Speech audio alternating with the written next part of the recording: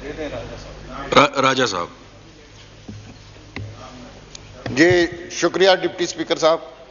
सबसे पहले तो मैं दिल की तह गहराइयों से आपको मुबारकबाद पेश करता हूं कि अल्लाह ताला ने आपको इस मनसब पे फाइज किया है, और मैं उम्मीद करता हूं कि इंशाअल्लाह ताला जिस तरह राजा परवेज़ अशरफ साहब, स्पीकर साहब और आप मिल के इस हाउस को, जो पिछली बदकिस्मती से हमारी ये पिछले 1-2 महीने में जो कुछ हमने इस हाउस में देखा, आपकी और स्पीकर साहब की क़यादत में दोबारा वो देखने में नसीब नहीं होगा।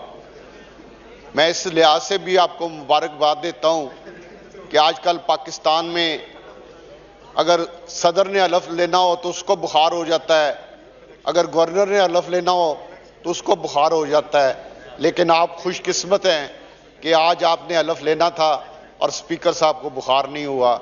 इस पर मैं आपको मुबारकबाद पेश करता हूं और उम्मीद करता हूं कि इंशाअल्लाह ताला आप बहुत एहसन तरीके से सबको साथ लेके इस हाउस के उस साइड के लोगों को और इस साइड के लोगों को सबको साथ लेके चलेंगे।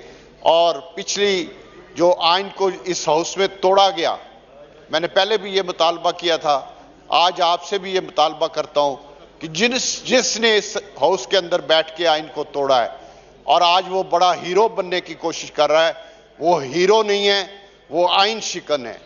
और जिन्होंने आइन को तोड़ा है जनाब डिप्टी स्पीकर साहब, उनके खिलाफ कानून को हरकत में आना चाहिए। ये आपकी जिम्मेदारी है, ये आप पे फर्ज है और आपको मैं समझता हूं कि अपना ये फर्ज अदा करना चाहिए।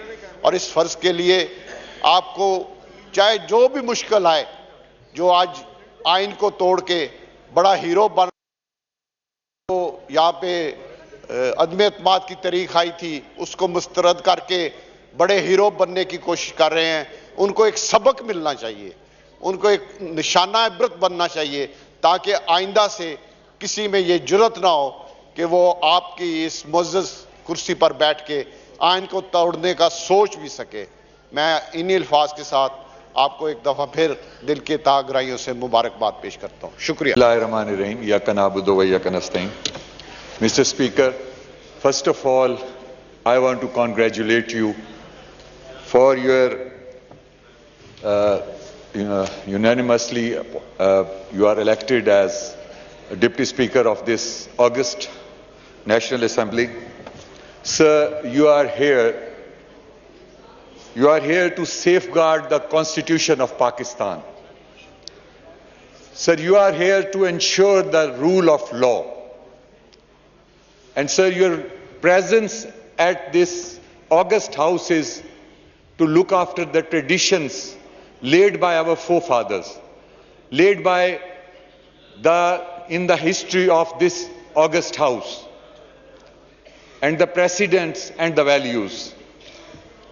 सर, आपकी यहां जो मौजूदगी है वो उन रिवायात और उन ट्रेडिशंस के तकद्दुस को आगे लेकर चलना है जिसका अभी पिछले दिनों में यहां पर ब्रूटली कत्लेआम हुआ है। एंड सर, इस बात पे हमारा दिल रो रहा है। चंद दिन पहले नहीं हुई प्रेसिडेंट हाउस में, and sir president was not there. ये कोई आम बात नहीं है, ये वही मुल्क है, ये पाकिस्तान, इस्लामी जमहूरिया पाकिस्तान है सर, जहां पर एक फौजी डिक्टेटर से भी ओथ ली गई। मैं आज ये सवाल करता हूं कि ऐसा क्यों किया गया। इसका मतलब यह है कि हम रिवायात वाले लोग हैं, हम असूलों वाले लोग हैं। आज ये मैसेज दिया जा रहा है, रिवायात को कत्ल किया जा रहा है, असूलों को कत्ल किया जा रहा है। हम अपनी नई नस्ल को क्या मैसेज दे रहे हैं? हम नई नस्ल को यह कह रहे हैं कि हम जिस तरह इस मुतबर्रिक constitution of Pakistan, of Islamic republic of Pakistan को जिस तरह उसका कत्ल कर रहे हैं, क्या हम अपनी नई नस्ल को यह पैगाम दे रहे हैं कि हम अपने कॉन्स्टिट्यूशन की कदर नहीं करने जा रहे? आज इतने बड़े बड़े जलसे करके, इतना मकबूल होके और ऐसी बात करके, ऐसी नफरत का बीज बोकर जिसके पीछे कोई हकीकत नहीं है, और इस हमारी जज्बाती कौम को एक ऐसे रास्ते पर लगाकर जिसके लिए मुल्क की आगे तारीकी ही तारीकी नजर आ रही है, आज इस चीज को इंश्योर करके जो डिप्टी स्पीकर साहब ने, जो आपके साबका डिप्टी स्पीकर साहब ने जहां रोल अदा किया, बल्कि उससे पहले मैं ये सवाल करता हूं कि अगर एक स्पीकर आपकी सीट पर बैठकर यह कहे कि मैं आप कानून के मुताबिक अदम एतमाद ठीक हो रही है, लेकिन मैं 24 साल के अपने ताल्लुक को देखते हुए मैं इस्तीफा देता हूं, यह बताएं स्पीकर साहब, जो साबिक स्पीकर साहब हैं, मुझे जवाब दें कि वो ट्रेडिशंस कहां गई, वो वैल्यूज कहां गए, वो प्रेसिडेंट्स कहां गए कि आज यहां 24 साल के ताल्लुकात सामने आ गए हैं और कॉन्स्टिट्यूशन पे अमल दरामद वापस पीछे चला गया है। मैं उन लोगों को जो कहते हैं कि फॉरेन कंट्रीज में हमारी बड़ी इज्जत है, जो ये कहते हैं कि फॉरेन कंट्रीज में मैंने पूरी जिंदगी गुजारी है, मैं उनसे ये सवाल करता हूं, I had a question for them. Please answer me for that. And what I want to ask is कि इंग्लैंड का constitution sir, it's not written in shape, वो लिखा हुआ नहीं है।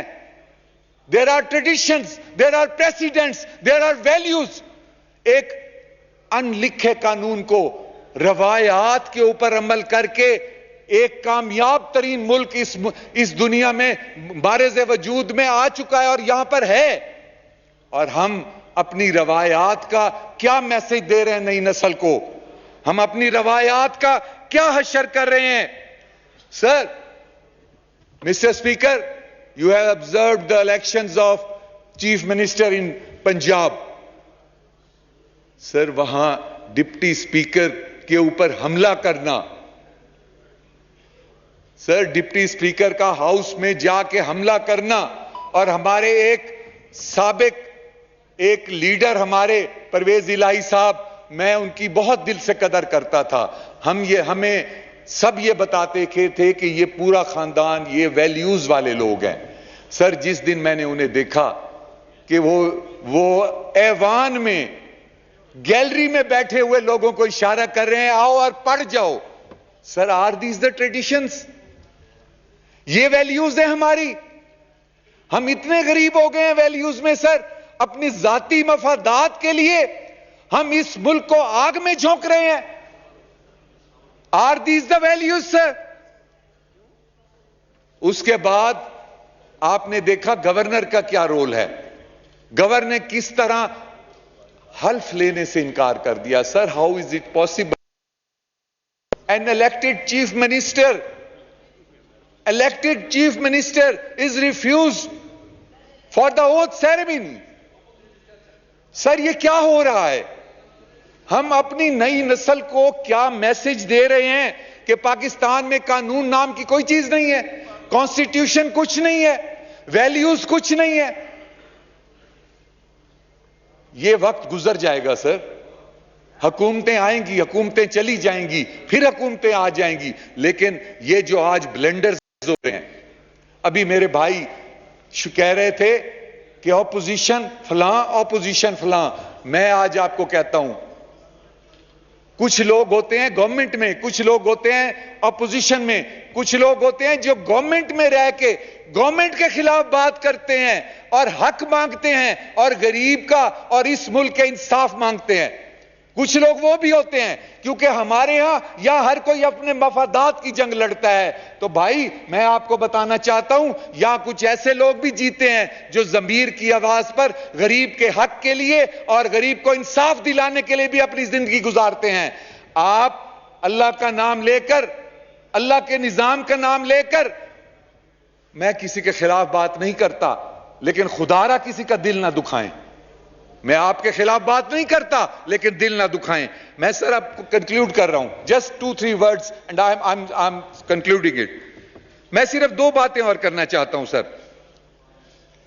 यहां पे आइन के साथ जुल्म किया गया। और मैं आज आपके इस ऑगस्ट हाउस में मैं सर सैल्यूट पेश करना चाहता हूं सुप्रीम कोर्ट ऑफ पाकिस्तान को। सुप्रीम कोर्ट ऑफ पाकिस्तान अगर आइन की हिफाजत के लिए मुझे 2 मिनट अल्लाहु अकबर माइक खोले। I was paying homage to the August Supreme Court for saving the Constitution of Islamic Republic of Pakistan, और मैं उन्हें खराज तहसीन पेश कर रहा था कि अजान हो गई। ये अजान इस बात की गवाही है कि सुप्रीम कोर्ट ने जो रोल अदा किया है इस कानून को, इस आइन को बचाने के लिए। Court is the guardian of the constitution. इस आइन के तहफ्फुज की जामिन सुप्रीम कोर्ट है, और सुप्रीम कोर्ट 24 घंटे में किसी भी वक्त अपना अदालत लगाकर जब वो महसूस करे कि इस आइन को कत्लेआम किया जा रहा है और एक ऐसा शख्स उसको कत्ल करने के दर पे है जिसके अमाल की वजह से यह मुल्क मार्शल लॉ के दहाने पे खड़ा हो चुका है। और सर उस रात 9 अप्रैल की 12 बजे रात के एक तारीखी लम्हा था जब इन्होंने तमाम हालात पैदा कर दिए थे सुप्रीम कोर्ट के लिए, इन्होंने तमाम हालात पैदा कर दिए थे मार्शल लॉ के लिए। और मैं सैल्यूट पेश करता हूं उन इदारों को, मैं एस्टेब्लिशमेंट को सैल्यूट पेश करता हूं। अगर उन्होंने मार्शल लॉ लगाना होता, उस रात मार्शल लॉ लग गया था सर, मार्शल लॉ लग गया था। आज मैं उस चीफ ऑफ आर्मी स्टाफ को सैल्यूट पेश करता हूं। सर उन्होंने जैसे कहा वैसे कर दिखाया। He said we are neutral and they proved it that they were neutral.